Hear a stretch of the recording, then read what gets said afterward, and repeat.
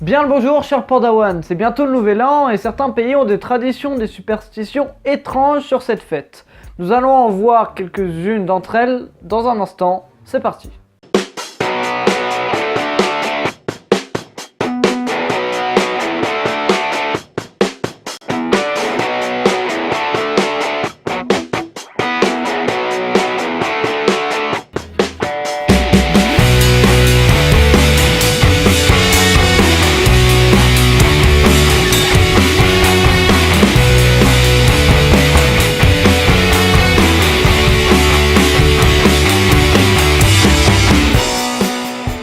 Alors nous allons commencer par du soft. Nous pouvons facilement remarquer que certains pays ont une couleur bien distincte à porter le jour du nouvel an.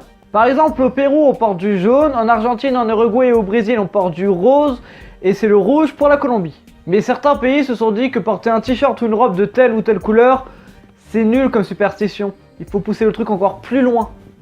Porter des sous-vêtements de telle ou telle couleur. Par exemple en Turquie ou en Italie, la tradition de porter des sous-vêtements rouges et la vente de ces sous-vêtements rouges augmente de 10 à 20% la veille du nouvel an. Même si dans certains pays comme le Brésil, la couleur est déjà prédéfinie, la population n'hésite pas à choisir leur propre couleur selon ce qu'ils veulent.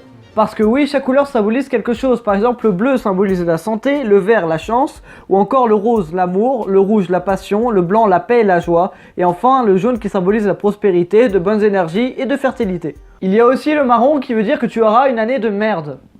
Ça c'est faux par contre. Nous allons voir maintenant qu'on aime bien être violent pour le nouvel an. On reste en Italie où dans certaines rues il est coutume de jeter des objets par la fenêtre.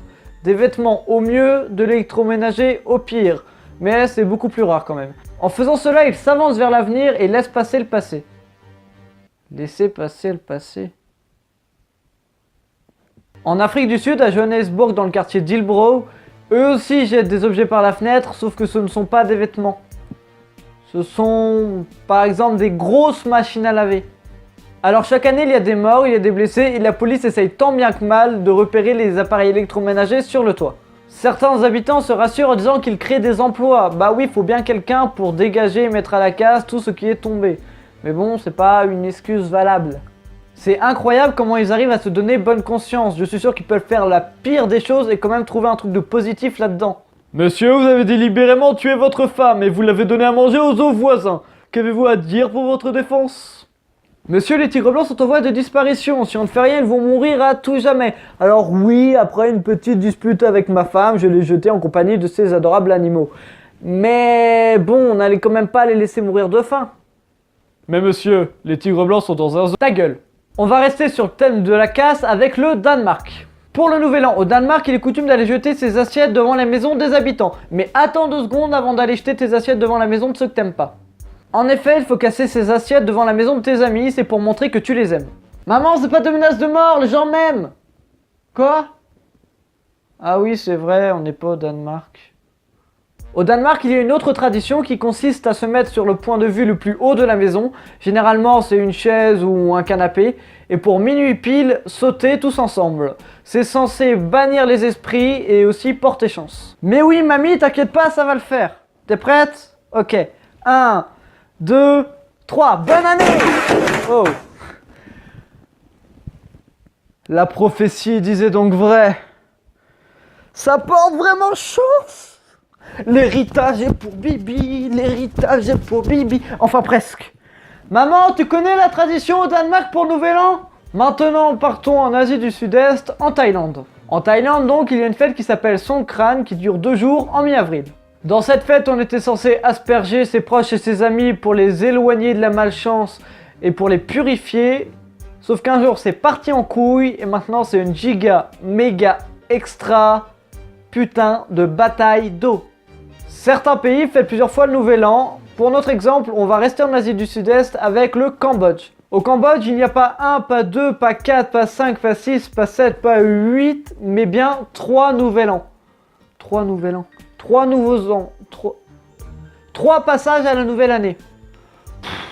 En effet, au Cambodge, ils fêtent le nouvel an occidental le 31 janvier, le nouvel an chinois fin janvier, début février, mais aussi le nouvel an khmer qui se passe en mi-avril. Maintenant, on va parler de Cuba et de l'Uruguay. Là-bas, il y a une tradition qui est le combo parfait entre Hillbrow et Songkran.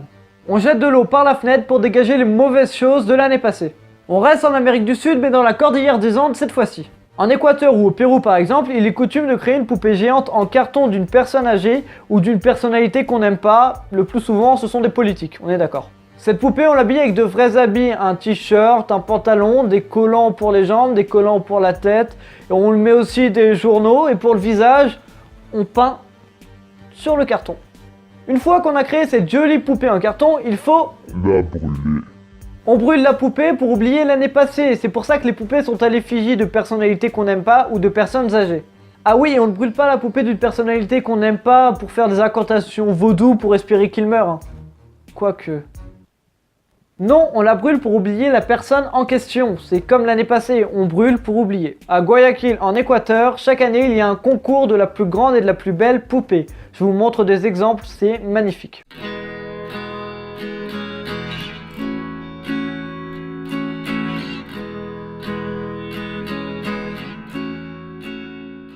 On va maintenant partir en Irlande avec une superstition assez drôle. À minuit, la veille du Nouvel An, les Irlandais regardent de quel côté souffle le vent. S'il souffle de l'ouest, cela signifie que cette année sera pleine de bonne fortune pour le pays.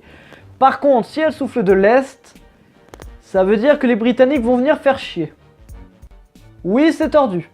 Il y a une autre superstition assez spéciale, mais cette fois-ci c'est à Bali. À Bali, pour le Nouvel An, appelé aussi le jour du Nyepi, tout le monde reste dans le plus grand des silences, puisque l'on dit que ce jour-là, les esprits descendent sur Terre, et que le moindre bruit risque de les attirer. Alors qu'en Hongrie, on fait totalement le contraire. Il y a les mauvais esprits aussi, sauf que les Hongrois font la masse de bruit pour les éloigner. Bali et la Hongrie, on dirait un peu tes deux potes en plein milieu d'une baston. Vas-y, ils se battent, on se casse. Vas-y, on se casse. Il veut quoi, lui? Je suis pas du tout musclé, ça le fait pas.